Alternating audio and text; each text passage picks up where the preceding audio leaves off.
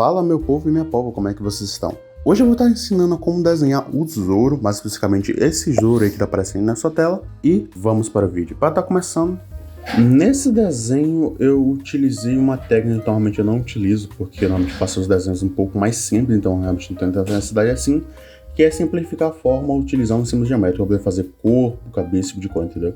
A cabeça desse desenho já não tinha ficado tão boa, o pescoço meio deformado, mas o resto do corpo ficou bastante legal, porque eu comecei fazendo o peito uma caixa, e fiz uma linha no meio, onde vai ficar a divisória dos peitos, do personagem, de coisa, e na parte de baixo eu fiz a cintura dele. Como a cintura dele e as pernas não vão aparecer, vão estar sobrepostas por roupa, mesmo assim você precisa fazer. Realmente eu faço para poder facilitar e não ficar incoerente, entendeu? Incoerente.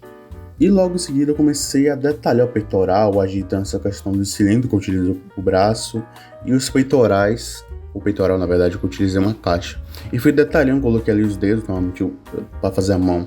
Eu faço uma caixa também e vou fazendo cilindros no dedo para poder agitar. Logicamente, não é a maneira mais eficiente para poder fazer mão. Normalmente, utiliza quadrado, mas também utiliza cilindro. Mas como eu realmente não tenho tanta habilidade de fazer mão, acaba que não faz tanta diferença assim, sinceramente. E eu tenho estudado bastante a anatomia esses últimos tempos e dá para perceber uma evolução gradativa nos meus desenhos. Logicamente não está perfeito na anatomia, mas já está em um nível bom, muito bom na verdade. E para fazer a cerveja que ele tem ali na mão, eu utilizei um cilindro, fiz um cilindro, duas linhas paralelas, coloquei a borda dele, que é basicamente a parte de trás da cerveja, fiz outros dois cilindros, um na ponta e outro ali na boquinha, e fui começando a detalhar a cabeça do personagem. A cabeça do personagem eu fiz umas 3 ou 4 vezes, eu não lembro exatamente quantas vezes foi, e nenhuma delas ficou tão boa assim. Até a versão final não ficou tão boa como eu gostaria que ficasse. Mas como eu retrabalhei várias vezes, acabou que ficou bem melhor do que a primeira versão. O motivo é eu não ter ficado tão bom. Linha de centralização. Mesmo que você faça um olho bom, um nariz bom, a boca boa, não quer dizer que seu rosto vai ficar bom necessariamente. É dizer que as partes separadamente ficou bom. Se você não fizer uma linha de centralização, seja, normalmente os desenhos faz uma bola, uma linha no meio do desenho, para ser a guia onde vai ficar o nariz, a boca e as outras estruturas do olho, do rosto na verdade. Sem isso o desenho fica desproporcional e estranho, mesmo que parte separadamente tenha ficado bom, no caso do meu desenho, na estrutura não tinha ficado tão bom. Por isso eu fiz ali a primeira versão, me contentei por um instante, fui alongando ali o peitoral e comecei a fazer o cabelo. O cabelo também não ficou tão bom na primeira versão, mas eu fui retrabalhando também para poder dar uma melhorada. Mas o principal realmente eu foquei realmente na cabeça dele. Como a cabeça não tinha ficado tão boa, a primeira versão que eu fiz, eu retrabalhei ela. Como eu retrabalhei, fiz a camada por cima e fiz uma bola. Para trabalhar, fiz uma bola ali, onde vai ficar a cabeça, outra linha de centralização, com um tom de verde, e fui refazendo o desenho, basicamente, entendeu? Refazendo, basicamente, do zero. E com base nessa modificação de reproporcionalização, eu fui ajeitando outras partes que não tinha ficado tão bom. O queixo não tinha ficado tão bem definido, não tinha ficado tão bom, a cabeça tinha ficado muito fina, e a testa ficado muito pequena, em comparação com o desenho original. Então eu selecionei tudo, alonguei um pouco mais a cabeça e comecei a fazer aquele negócio que eu tinha falado, fazer o redesign, e fui ajeitando o desenho. Fiz uma linha em cima, uma linha embaixo nos olhos, para poder alinhar o olho, e como ele está com o olho fechado basicamente fica no meio das duas linhas, entre a linha de cima e a linha de baixo. Quem não sabe essa questão de alinhar olhos, eu fiz um vídeo recentemente, tem algumas semanas, vai estar aparecendo aí no card, que é basicamente ensinando a alinhar olhos para o olho não ficar torto.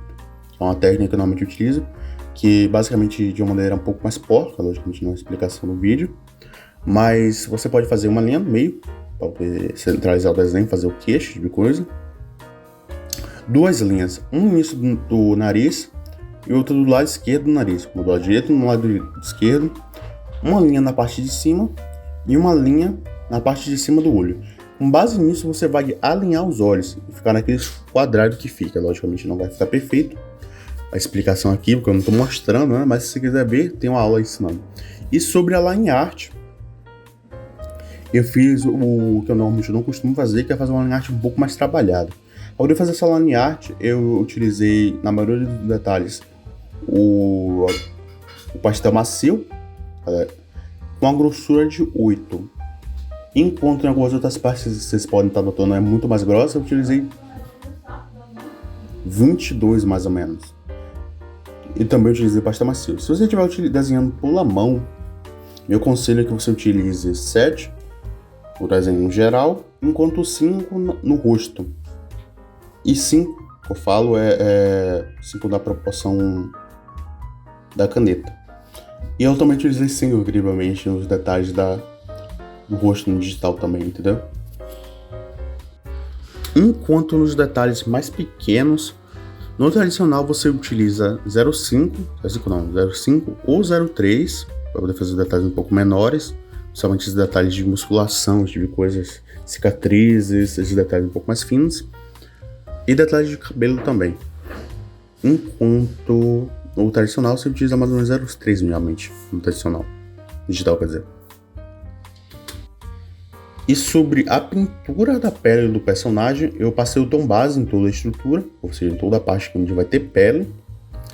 Criei uma camada por cima, ativei a opção cortar e comecei a fazer o sombreamento. Primeiro passei o aerogrifo nas partes um pouco mais quentes do desenho, ou seja, na bochecha, no peitoral, coloquei vermelho ali na cicatriz, no peito, no bico do peito e algumas partes da mão. E depois, em outra camada, uma camada de acima, eu comecei a fazer o sombreamento. Em uma camada separada eu fiz a luz. E comecei a fazer os tons de desenho, basicamente. E ficou muito bom. Normalmente eu não costumo fazer essas técnicas de fazer sombreamentos um pouco mais detalhados, porque eu acho, pelo menos na minha visão, ficou muito plastificado. Apesar de, quando o pessoal faz muito bem, fica mais próximo do realismo. Enquanto no meio ficou muito com a aparência plastificado, meio de plástico realmente. Não ficou tão bom como poderia ter ficado. Eu não estou no início, mas talvez no futuro comece a melhorar um pouco mais. E sobre o cabelo, eu utilizei a mesma coisa. Enquanto passei um tom base, fiz todo o sombreamento necessário naquele desenho. E uma camada de sobreposição, eu coloquei o aerogrifo. Uma parte eu coloquei em verde escuro, uma parte amarelo claro, e na outra verde claro. Então ficou meio diferente o cabelo, ficou muito bonito visualmente falando. E logicamente algumas partes do sombreamento pode sumir por questão do aerogrifo, mas logicamente eu vou tentar modificar um pouco mais isso no futuro. Eu vou dar o aerogrifo não sobrepor a pintura no geral, entendeu? Eu acho que se eu colocasse no efeito a camada do aerogrifo na questão de sobreposição, talvez ficasse um pouco melhor, não ficasse tão destoante, entendeu? Mas se você quer aprender mais sobre o Paint, sobre a questão de camada, como pintar melhor no Paint, como desenhar olho, boca, todos esses tipos de conteúdo você encontra aqui no canal do Tifu. E tiver interesse, se inscreve no canal, deixa o like para estar me apoiando. E um abraço a longa distância e até a próxima. Fui!